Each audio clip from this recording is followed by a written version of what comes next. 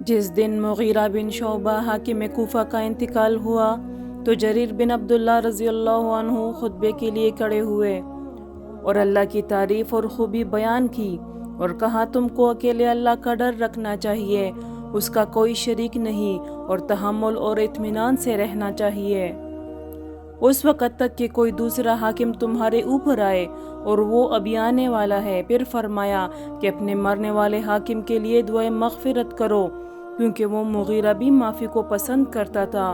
پھر کہا کہ اس کے بعد تم کو معلوم ہونا چاہیے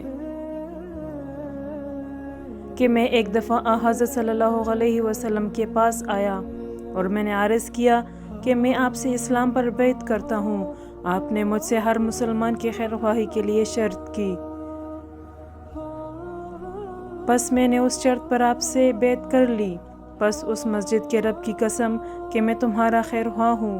پھر استغفار کیا اور ممبر سے اتر آئے۔